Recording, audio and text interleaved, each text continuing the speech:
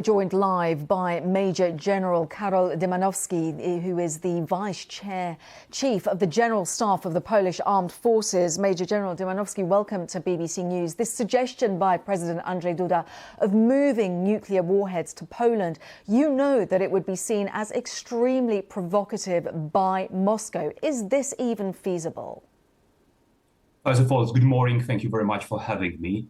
And nuclear deterrence and nuclear weapon is always very sensitive and highly political issue to debate on. So I do not want to deep dive into this topic, but I would just like to draw your attention to the fact that we have been observing, we have been hearing a very aggressive nuclear rhetoric from Russia for many years. So I think it is fair for NATO and for the US to rethink, reconsider the nuclear posture and possible nuclear options in the face of the very aggressive policy of Russia. And of course, we as the frontline nation here in Poland, the eastern flank of NATO, we are also very closely watch the different moves and announcements by Russian political leaders and military leaders. And that is why sometimes we're very vocal about rethinking the approach to Russia in NATO. I know that Poland, of course, has been marking its anniversary of NATO membership. Today, NATO's head, Mark Rutte, is meeting with Donald Trump in Washington. And all of this comes amid reports that Donald Trump is considering a major policy shift over US partnership with the alliance. Can you tell us, is NATO's future assured? Well, to begin with, this strategic pivot, this strategic focus of the US administration into Indo-Pacific region is neither new nor surprising. It has been communicated by the consecutive US administrations for many years. So we Europeans shouldn't be surprised, or it shouldn't be a revelation for us. With that comes a need for us to take more burden, more responsibility for deterrence and defense here in Europe. And that is why Poland has been very active and we have been building up our forces and modernizing our forces just to meet this requirement. And of course, the US, they have many unique and critical military capabilities, which are extremely important for the alliance. And that is why I think this transatlantic EU and European American cooperation is a bedrock of our unity, of our credibility, and at the end of the day, our security. And at the military level, we haven't noticed, we haven't got any influence of some dynamism we can observe at the political level. I just wonder, without the US within NATO, can NATO function in any way whatsoever? I mean, even weaponry is dictated by the United States. If they take away codes or software, those weapons don't work. So NATO doesn't exist. Well, that's the worst case scenario, and I don't think it is a realistic and feasible scenario. We will do at most to maintain this cooperation with the US, because this is a bedrock of the alliance, and it is a strategic partner for Poland. And so far, as I said, we haven't received any negative signals from our US partners about cutting off the supplies or cutting off our weapons deliveries we have already procured in the United States or elsewhere. Poland is expected to increase spending to at least 4.7% of its GDP, one of the highest spenders on defence. Can Poland afford this amount?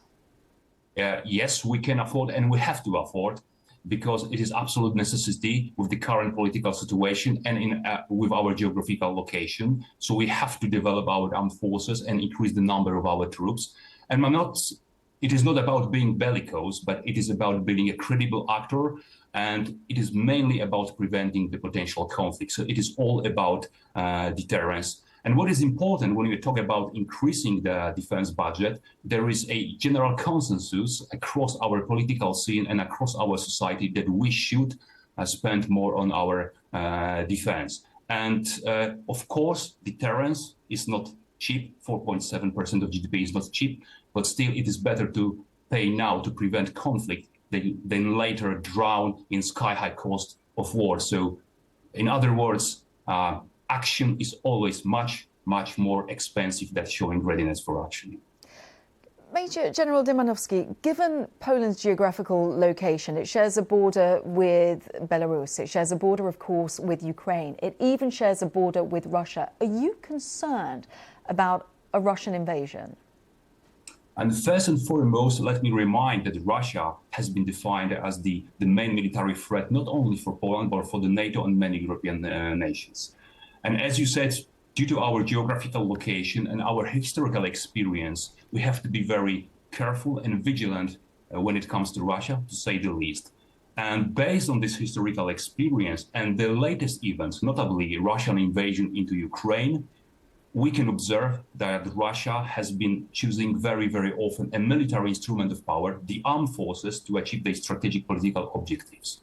So just answering your question, I think it is not about being concerned, but it is about being pragmatic. It is about being factual and down to earth. So that's why we have to prepare for different scenarios.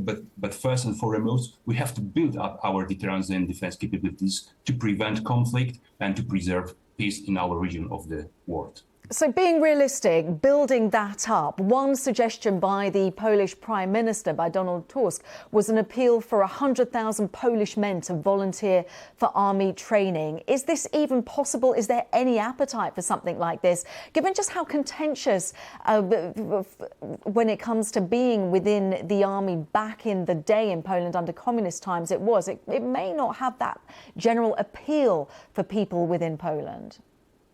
So the initial response we got from our society has been very positive, because the time has changed and our society just feels the sense of urgency we have currently here in Poland or in general on the eastern flank of NATO.